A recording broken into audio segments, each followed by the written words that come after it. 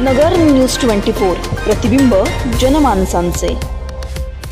LCB कडून दरमहा 27 कोटी 60 लाखांची हप्ते वसुली। निलेश लंके यांची धक्कादायक माहिती। लंके यांनी जाहीर केले पोलिसांचे रेड कार्ड। पोलिसांच्या स्थानिक गुन्हे शाखेच्या अधिकारी आणि कर्मचारी यांच्याकडून दरमहा 27 कोटी 60 लाख रुपयांचे हप्ते वसूल करण्यात येत असल्याची धक्कादायक माहिती खासदार निलेश लंके यांनी बुधवारी पत्रकार परिषदेत दिली आहे। यावेळी लंके यांनी पोलीस वसूल करीत असलेल्या हप्त्यांचे रेट कार्डच जाहीर केले। पोलीस प्रशासनातील काही टक्के म्हणजे पर्सेंटेज मध्ये 2% कर्मचाऱ्यांमुळे पोलीस विभाग बदनाम होतो आणि ज्या 2% लोकांमुळे आज समाजाला भयभीत होण्याची परिस्थिती आलेली आहे आणि ज्या नगर जिल्ह्यामध्ये अधिक अवैध धंद्यांचे प्रमाण वाढलेलं आहे, त्या अवैध धंद्यांना कोण पाठीशी घालतं, कोणाच्या आशीर्वादावर ते धंदे चालतात, या सगळ्या आपण मुळाशी गेलो तर या नगर शहरामधील नगर जिल्ह्यामधील पोलीस अधीक्षक कार्यालयामधील गुन्हे अन्वेषण शाखा आणि त्या शाखेतील PI आणि त्या ठिकाणचे काही कर्मचारी या सर्व धंद्यांना अभय देत आहेत। आज जिल्ह्यामध्ये अनेक गुन्हेगारी वाढले। एखादा खून झाल्यानंतर त्याचा लवकर तपास लागत नाही, पण खून झाल्यानंतर तपास लावण्यापेक्षा खून का होतो याचा अर्थ अवैध मार्गाने कमवलेली संपत्ती आणि त्या संपत्तीचा या ठिकाणी वापर चुकीच्या पद्धतीने केला जातो।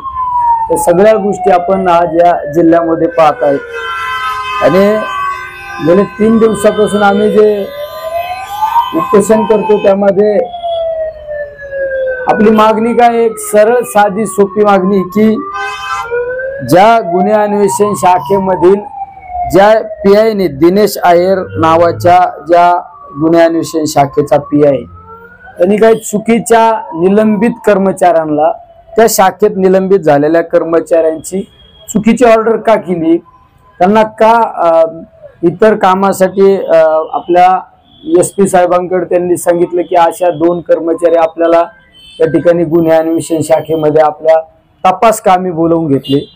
ज्या विभागामध्ये एखादा कर्मचारी निलंबित होतो त्या कर्मचाऱ्याला त्या विभागामध्ये बोलवता येत नाही, तरी पण त्याची बोलवलं। 4/5/2023 ला त्यांना या ठिकाणी बोलवलं, पण काही तक्रारी झाल्यानंतर त्यांनी परत त्याला 9/5/2023 ला अंशतः त्या कर्मचाऱ्यांची बदल करून सायबरला त्यांना टाकण्यात आलं। तर सायबरला टाकल्यानंतर सुद्धा त्या सायबर मधील एक 10-12 कर्मचाऱ्यांनी पूर्णपणे गुन्हे अन्वेषण शाखेमध्येच काम केलं आणि गुन्हे अन्वेषण शाखेमध्ये काम करीत असताना त्यांची ऑर्डर सायबरमध्ये काम कुठं केलं, गुन्हे अन्वेषण शाखेमध्ये काही गुन्हे डिटेक्ट झाल्यानंतर एक प्रोत्साहनपर रक्कम दिली जाते, ती रक्कम सुद्धा त्यांनी त्यांच्या अकाउंटवर रक्कम घेतली। याचा अर्थ त्यांनी शासनाची फसवणूक केली, शासनाची फसवणूक केली। पण हे कर्मचारी कसे आले, यांनी दुसऱ्या शाखेत असताना दुसरीकडल्या प्रोत्साहनपर रक्कम कशी घेतली, या सगळ्या गोष्टी त्या संबंधित PI ला माहीत असताना SP ला माहीत असताना ह्या कशा घडत गेल्या। म्हणजे सायबरचे कर्मचारी त्या ठिकाणी काम करतात आणि 3 महिन्यासाठी तपास कामी बोलवलेल्या कर्मचाऱ्यांना 1.5 वर्ष लुटून गेले तरी ते या ठिकाणीच कसे काम करतात। आणि यांच्या आशीर्वादावर जे जिल्ह्यामध्ये अवैध धंद्यांचा एकदम जुडगुस घातलेला आहे, मध्ये अनेक लोकांच्या तक्रारी आम्ही 3 दिवसापासून या ठिकाणी बसलो। अनेक लोकांच्या तक्रारी, काही PI बद्दल तक्रारी आल्या, ओपनली लोकांनी जाहीर सांगितल्या।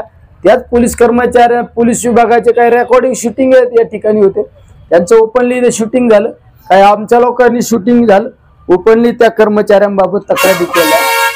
त्या PI ने झाकून किती ठेवावं। एका शेलार नावाच्या ग्रस्ताने गुन्हे अन्वेषण शाखेमधील कर्मचाऱ्यांची यादी मागितली, ती यादी मागितली असताना सुद्धा त्या ठिकाणी 53 कर्मचाऱ्यांची यादी आल्यानंतर ती यादी सुद्धा त्यांनी चुकीची जाहीर केली। ती चुकीची जाहीर अशी यादी केली की त्या ठिकाणी त्यांनी सांगितलं की आमच्याकडे 51 कर्मचारी आमच्याकडे गुन्हे अन्वेषण शाखेमध्ये कामाला आहेत, पण 51 कर्मचाऱ्यांमध्ये 10 नंबरचा एक कर्मचारी पोलीस हेड कॉन्स्टेबल 486 नंबरचा बापूसाहेब रावसाहेब फॉलाने, त्याची त्याची ऑर्डर कुठली आहे? सुपा पोलीस स्टेशनची ऑर्डर असताना सुद्धा या ठिकाणी या कर्मचाऱ्याची यादी गुन्हे अन्वेषण शाखेमध्ये कशी येते? ही कशामुळे येते? ही लोकांची दिशाभूल करण्याचं काम या ठिकाणी सर्रासपणे चालू आहे। याचा अर्थ या कर्मचाऱ्यांमध्ये इंटरेस्ट कशासाठी आहे? तर आर्थिक आपल्याला सोर्स निर्माण करून देण्यासाठी हे कर्मचारी कर्डिले नावाच्या कर्मचाऱ्यावर या ठिकाणी एक माजी नगरसेवक म्हणून कैलास गिरवलेंचा त्या ठिकाणी पोलीस कस्टडीमध्ये त्या ठिकाणी मार आणि त्यांचा मृत्यू झाला। त्यावेळेस 324 दाखल झाला। विशेष त्या ठिकाणी त्यांच्यावर 302 दाखल होणं अपेक्षित होतं। त्याबाबत खाजगी कोर्टामध्ये सुद्धा आज सुद्धा मॅटर चालू आहे आणि अशा अनेक अँटी करप्शनचा गुन्हा दाखल आहे। आज सुद्धा एक चव्हाण नावाच्या LCB विभागातील कर्मचाऱ्यावर आज सुद्धा अँटी करप्शनचा गुन्हा दाखल झाला। अनेकांवर गुन्हे दाखल झालेले।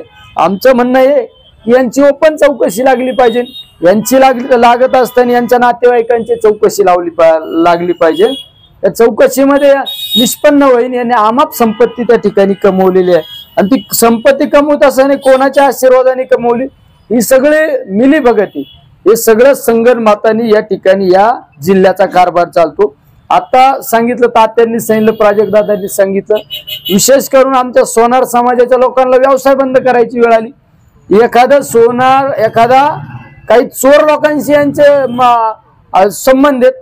एखादा सोनं चोरीत एखादा आरोपी धरून आणायचा आणि त्याला सांगायचं 4 प्रतिष्ठित लोकांचे नाव घ्या, 4 प्रतिष्ठित सोनारांचे नाव घ्यायचे, त्यांना उचलून आणायचं, जंगलात मारहाण करायची, त्यांच्याकडून सोनं वसूल करून घ्यायचं। यांच्या पावत्या सुद्धा म्हणजे यांना ते टंच का काय असतो ते सुद्धा यांना एखाद्या सोनाराला माहित नाही पण यांना माहित आहे। त्या बाबतीत यांच्याकडे यांच्या पावत्या आहेत। पावत्या सुद्धा कुठल्या नावाने आहेत की पावत्या LCB नावाने पावत्या आहेत। सोनाराच्या पावत्या सुद्धा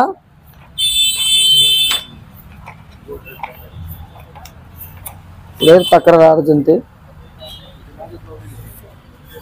बघा, ही पावती बघा, ही एका सोनाराकडून ते सोनं करून घेतलं, त्याचा टंच काढला, टंच का काय नसतं काय LCB नावाची पावती। LCB नावाची ही कोणची पावती? म्हणजे हे हा फसवणूक। LCB डिपार्टमेंटची पावती, LCBच्या नावाने यांनी पावती काढली।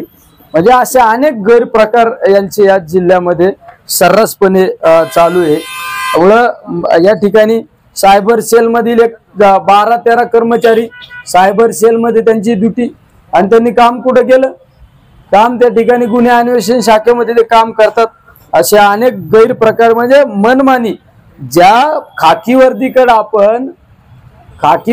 आपण आपले संरक्षक म्हणून पाहतो, त्यामधील एक 2% लोक जर आपले भक्षक होत असतील तर त्यावेळेस आपण लोकप्रतिनिधी या नात्याने कुठेतरी आपण ठोस पाऊल उचलला पाहिजे। 98% आमचे पोलीस कर्मचारी रात्रंदिवस डोळ्यात तेल घालून आपल्याला सुरक्षित ठेवण्यासाठी काम करतात, आपल्यासाठी काम करतात।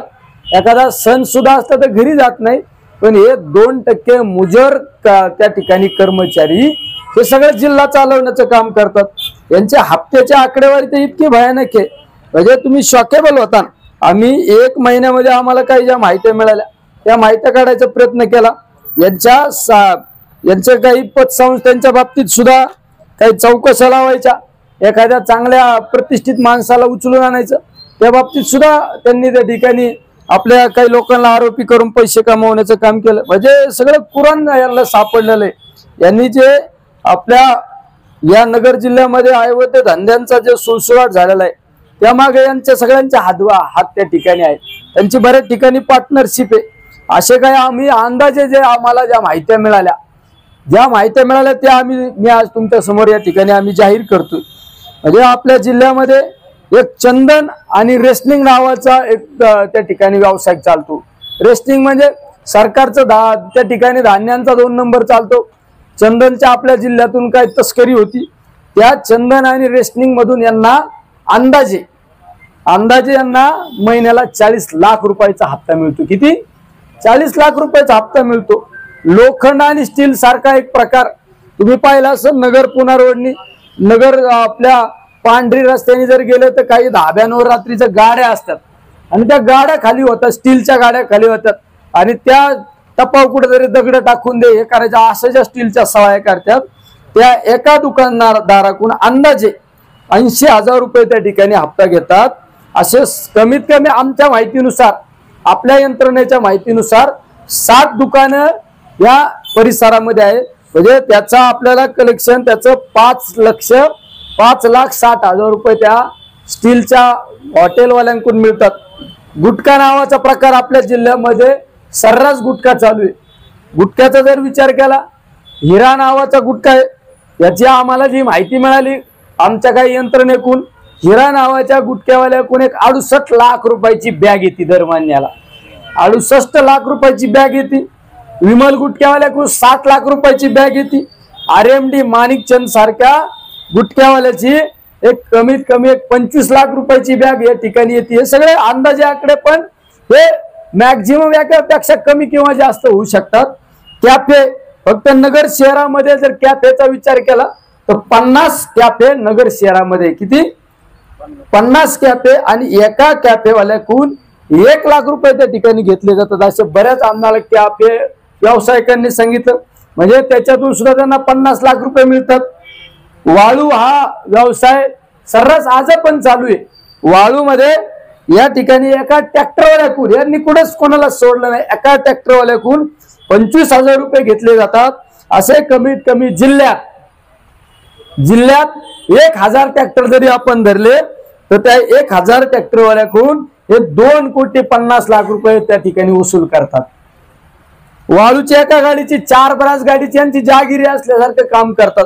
एका वाळूच्या गाडीवाल्याकडून 40,000 रुपये हप्ता घेतला जातो आणि त्याचं कलेक्शन हा करडेलेचं पथक असू तो ढाकण्या असू अनेक असे काही पंटर ठेवलेले त्यांच्या नावानिशी आम्ही सांगू। एका वाळूच्या गाडीकडून 4 ब्रासच्या वाळूच्या गाडीकडून हे 40,000 रुपये घेतात। अशा कमीत कमी अंदाजे 1000 ते 1200 गाड्या ह्या जिल्ह्यामध्ये आहे। किती 1000 ते 1200 गाड्या, त्याचं कलेक्शन होतं त्यांना अंदाजे 4,80,00,000 रुपये। 4,80,00,000 रुपये। जीसीपी वाळू काढायला जीसीपी लागतो, आता मजूर मिळत नाही, मग जीसीपी एका जीसीबी कून 1,70,000 रुपये घेतात।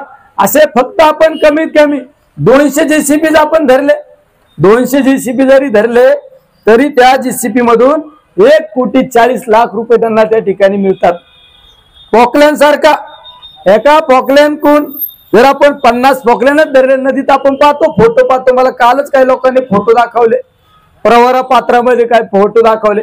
पॉकलॅन मध्ये एका पॉकलॅन कून 1 लाख रुपये जरी धरले तर असे 50 पॉकलॅन कून 50 लाख रुपये त्यांना त्या ठिकाणी मिळतात। IPL ज्यावेळेस क्रिकेट स्पर्धा चालू होतात, IPL मुळे ज्या तरुणांच्या आत्महत्या, IPL वाल्याकडून हे सगळं मॅनेज करण्यासाठी 50 लाख रुपये IPL वाल्याकडून सट्ट्यावाले IPL सारखा सट्टा 50 लाख रुपये घेतले जातात। या जिल्ह्यामध्ये काही वेश्या व्यवसाय करणारे हॉटेल आहेत, कमीत कमी आपण 10 हॉटेल जरी धरले, एका हॉटेलवाल्याकडून 3 लाख रुपये घेतले जातात। असे कमीत कमी 30 लाख रुपये त्या ठिकाणी त्यांना मिळतात। नगर शहरात इतर अवैध धंदे त्या धंद्यांकडून 50-55 लाख रुपये घेतले जातात। मटक्याची एक टपरी जरी धरले तर या जिल्ह्यामध्ये कमीत कमी 500 मटक्याच्या टपरे, 1500 मटक्याच्या टपरे। एका टपरीवाल्याकडून 50,000 रुपये जरी घेतले तर त्याचे कलेक्शन होतं 7,50,00,000 रुपये। मटक्याचे 1500 टपरे, चौकात मटक्याच्या टपरे।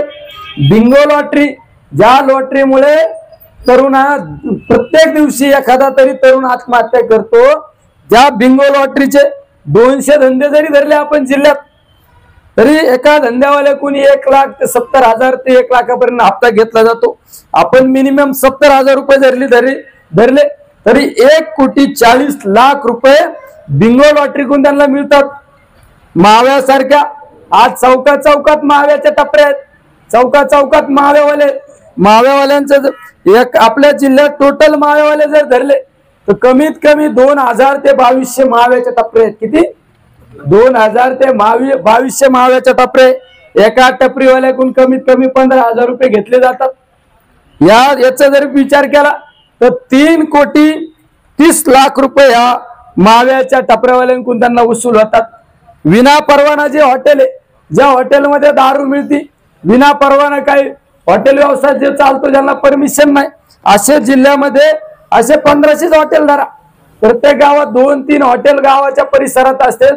अशा हॉटेलवाल्याकडून कमीत कमी 5-5 हजार रुपये जरी हप्ता गोळा केला तर त्या हॉटेलवाल्यांकडून 75 लाख रुपये त्या ठिकाणी मिळतात. डिझेल सारखा, पेट्रोल सारखा अकोल्यामध्ये डिझेलचा डेपो आहे. त्या ठिकाणी सर्रास टँकरवाल्यांच्या टँकर मधून डिझेल पेट्रोल काढलं जातं. ते कोणाच्या आशीर्वादाने चालतं. त्या असे 50 लोक डिझेल पेट्रोल काढणारे, एका पेट्रोल डिझेल वाल्याकडून 25,000 रुपये जरी धरला तर त्याच्यातून 12.5 लाख रुपये उत्पन्न मिळतं. अनेक अवैध वाहतूक या ठिकाणी बघितलं असेल तुम्ही, वेळात घाटात तिथं इतके ट्रॅफिक जाम असते, तिथं काही पोलीस लोक उभे असतात, काही आमच्या नगर पुणा रोडवर उभे असतात. हे कशाचं? यांच्याकडून काही रिक्षावाल्यांकडून पैसे घेतले जातात. अशा याच्यातून 10 लाख रुपये धरा मंथली. जुगाराचे अड्डे, जुगार म्हणजे तिरट असू, जुगारचे जे अनेक प्रकार आहेत जुगारचे, जिल्ह्यामध्ये 30 क्लब धरा, 30 क्लब धरा.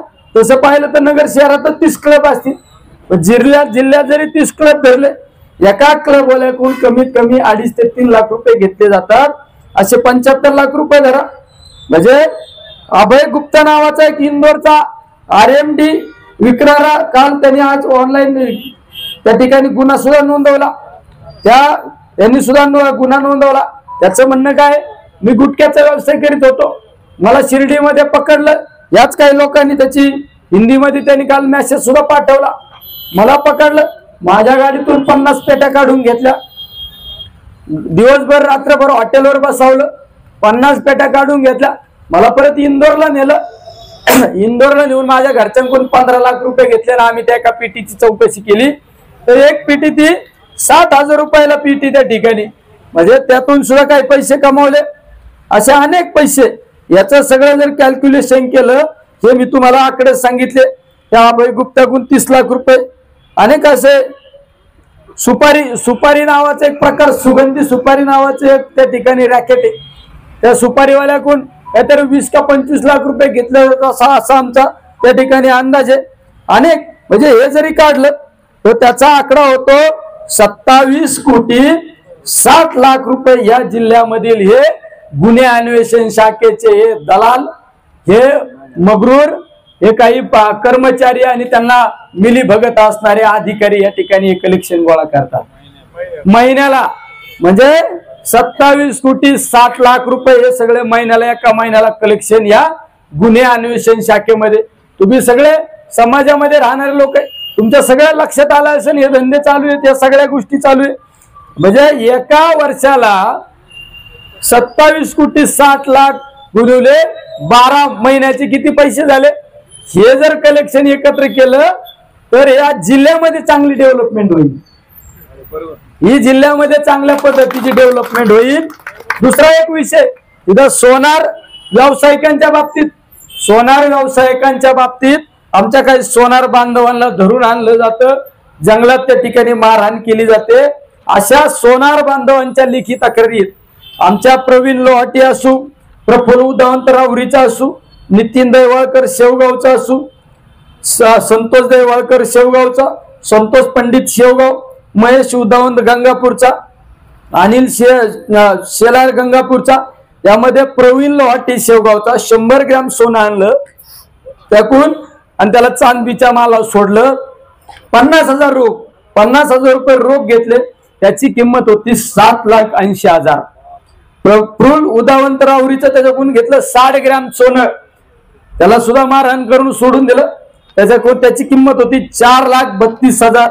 नितीन दैवाळकर शेवगावचा 15 ग्रॅम सोनं आणलं, त्याची किंमत होती 1,05,000. संतोष दैवाळकर शेवगावचा त्याच्याकडून रोख 1 लाख रुपये घेतले. संजय पंडित म्हणून शेवगावचा त्याच्याकडून 50 ग्रॅम सोनं घेतलं आणि महेश उदवंत गंगापूरचा त्याच्याकडून 50,000 रुपये रोख घेतला आणि 229 ग्रॅम सोनं घेतलं. त्याची किंमत होती 4,15,000. अनिल शेलार म्हणून गंगापूरचा त्याच्याकडून 1 लाख रुपये रोख स्वरूपात घेतले. पप्पू शेठ वर्मा म्हणून त्याच्याकडून 14 ग्रॅम सोनं घेतलं, त्याची किंमत होती काहीतरी 1,50,000. आणि 700 ग्रॅमची मागणी केली होती त्याला. जशी काय यांची जहागिरी भास्कर लवंदे म्हणून गंगापूरचे, त्यांच्याकडून रोख घेतले 1,10,000.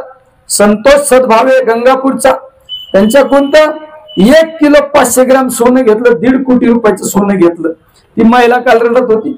विजय दैवळकर नेवासाचा 120 ग्रॅम सोनं घेतलं आणि 60,000 रुपये रोख त्या ठिकाणी घेतले. त्याची किंमत होती 8,75,000 आणि रोख स्वरूपातले 60,000. नाना मदडगावकर नगर यांच्याकडून 1,00,000 रुपये घेतले. दत्ता शहाणे बोदेगावचा, त्यांच्याकडून 20,000 रुपये. राहुल सोनार नेवासाचा, त्याच्याकडून 5,50,000 घेतले. मोदक शेठ मानूरकर म्हणून त्यांच्याकडून 5,00,000 रुपये घेतले का. असे ही रक्कम होती 3 कोटी रुपये. आणि ही रक्कम फक्त 2 महिन्याचंच कलेक्शन आहे. 2 महिन्याचंच कलेक्शन आहे. म्हणजे तुमचे 27 कोटी आणि 7 लाख आणि 3 कोटी किती झाले? 31 कोटी रुपयाचं माझ्यापर्यंत जे आकडे आले, अंदाजे जे आकडे आले ते आज आकडे मी या ठिकाणी जाहीर करतो. म्हणजे 31 कोटी गुणुले 12 किती झाले? 360 कोटी रुपयामध्ये 360 कोटी रुपये वर्षाचं हे गुन्हे अन्वेषण शाखेचे कर्मचारी पैसे वसूल करतात. यामध्ये आज आमच्या शेवगाव मध्ये शेअर मार्केटमुळे 3,500-4,000 हजार कोटीची उलाढाल झाली. आज आमचे लोक उद्ध्वस्त गेले. या शेअर मार्केटवाले ज्यावेळेस ज्यांच्याकडे पैसे गुंतवणूक केली त्यांच्याकडे जर पैसे मागायला गेले तर त्यांच्यावर रॉबरीचा गुन्हा दाखल केला जातो, त्यांच्यावर खंडणीचा गुन्हा दाखल केला जातो, त्याच्यावर वेगवेगळे गुन्हे दाखल केले जाते. माझ्या सर्वसामान्य लोकांना आधार देण्यापेक्षा त्या ज्या लोकांनी पैसे वसूल गोळा केले त्यांना त्या ठिकाणी संरक्षण दिलं जातं. असे अनेक त्या ठिकाणी पैसे गोळा केले जातात. एक आपल्याकडे दीपक गुगळे नावाचा एक ग्रस्त आहे, त्याच्यावर कमीत कमी 80 गुन्हे दाखल आहे. त्यांनी एखाद्याला सांगायचं मी तुला स्वस्त स्टील देतो, मी तुला सिमेंट देतो, मी तुला सरकी पेंट देतो, मी तुला तुझ्या किराणा दुकानाचा माल देतो, माझ्याकडे स्वस्त आहे. व्यवसाय करणाऱ्या माणसाला वाटतं स्वस्त ते आणून घाल आणि तो दीपक गुगळेला परत 8 दिवसांनी 15 दिवसांनी गाडीत टाकायचं आणि त्या व्यावसायिकाला उचलून आणायचं. त्या व्यावसायिकून जास्त प्रमाणात पैसे काढायचे आणि त्याला सोडून द्यायचं.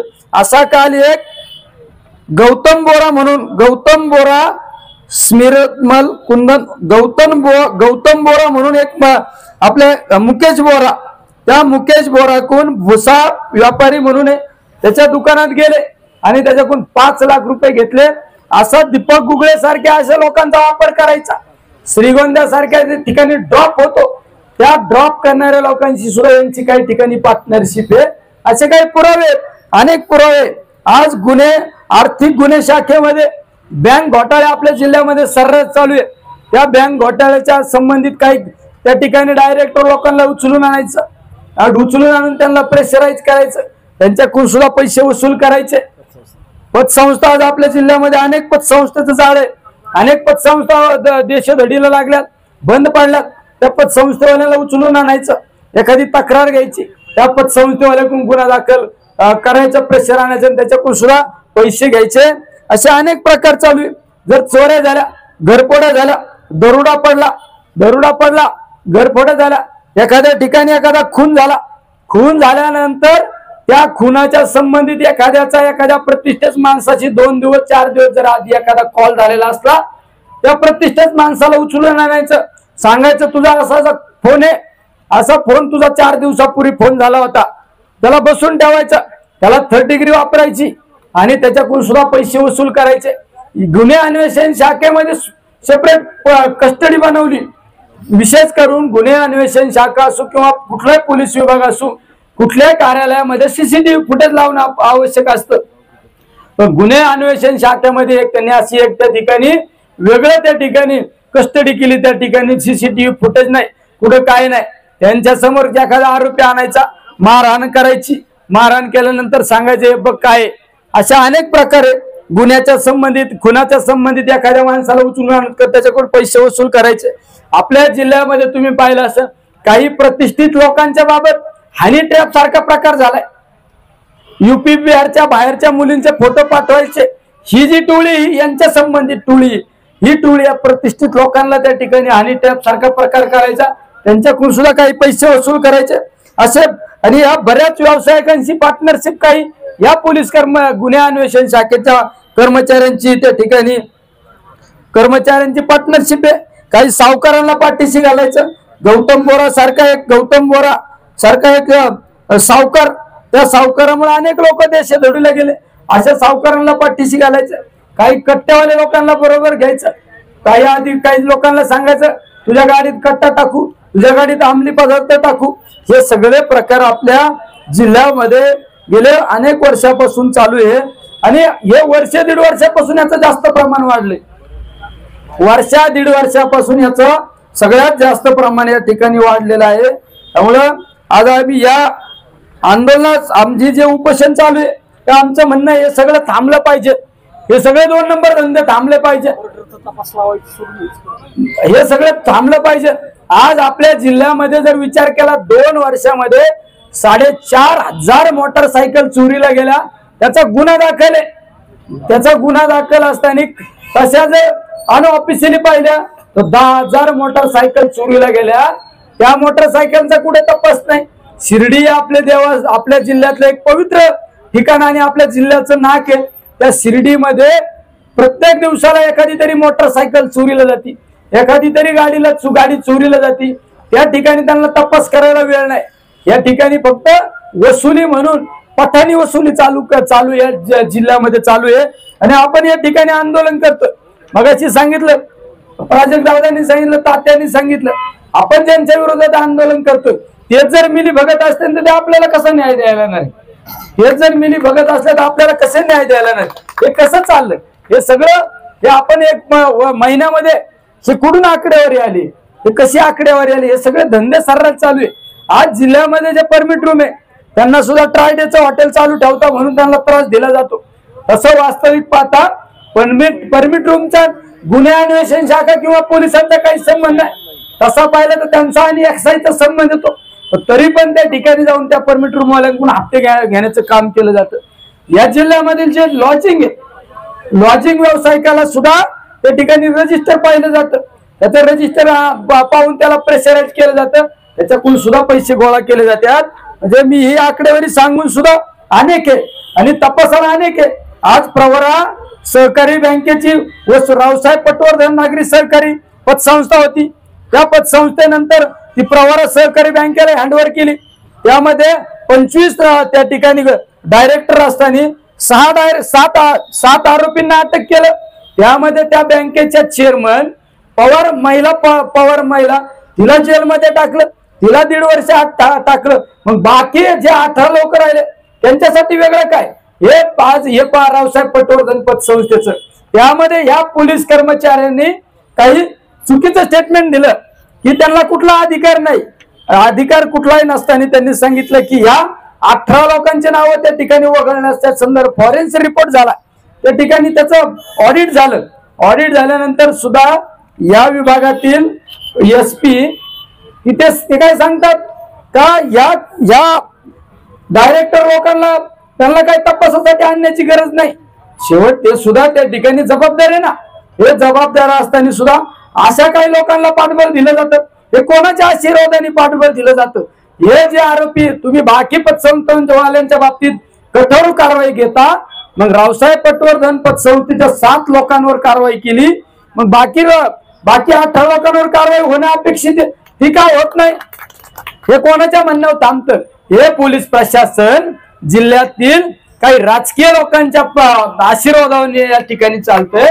म्हणून आज आपल्यासारखा एक लोकप्रतिनिधी, ज्या लोकसभेचा लोकप्रतिनिधी म्हणून काम करणार, आज संसदेमध्ये बजेट मांडणं अपेक्षित होतं, तिथं बसणं अपेक्षित होतं, पण शेवट माझ्या जिल्ह्यातील माझ्या सर्वसामान्य लोकांना जर कोणी पिळवणूक करीत असेल तर त्यावेळेस आधी माझं नातं माझ्या सर्वसामान्य लोकांशी, माझ्या सर्वसामान्य गोरगरिबांशी नातं। यासाठी मी त्या संसदेचं अधिवेशन सोडून सुद्धा या ठिकाणी बसलो, कारण यापुढे आपल्या जिल्ह्यामध्ये अशा अवैध धंद्यांना आपण त्या ठिकाणी पाठबळ द्यायचं नाही, हे अवैध धंदे थांबले पाहिजे, हे सगळ्यात चुकीचे प्रकार थांबले पाहिजे। आज आमच्या त्या ठिकाणी आपल्या अरुणकडू पाटलांच्या गावामध्ये वाळू राज रोसवळपणे वाळू चालू होती. सोनगाव सातरला एक जणाचा ऍक्सिडेंट झाला, जागे एक्सपायर झाला. ही काही अर्धा तासात गाडी बदलली तरी तपास नाही. हे कोणाचा आशीर्वाद? गाडी बदलली. ज्यांनी आमचा एक तरुण सहकारी मृत्युमुखी पडला ती सुद्धा गाडी बदलली. आता पण रात रोजपणे वाळूचे धंदे चालू आहे. त्या ठिकाणी जाण्याला वेळ नाही त्यांना, फक्त कलेक्शन. हे सगळं आज आपण काल देशाचा अर्थसंकल्प मांडलेला आहे. हे आज मी आपल्या जिल्ह्यातील पोलीस स्टेशनचा भ्रष्टाचाराचा अर्थसंकल्प ही त्यांची रेट लिस्ट तुमच्या समोर सादर केलेली आहे. म्हणून माझी वरिष्ठांना विनंती आहे, गृह खात्याला विनंती आहे, आता तरी सावध व्हा. अशा भ्रष्ट लोकांमुळे तुम्हाला बदनाम होण्याची वेळ येत असेल तर अशा भ्रष्ट लोकांवर फार एसपी सुद्धा त्या ठिकाणी कारवाई झाली पाहिजे. ही आमची या ठिकाणी प्रामुख्याने मागणी.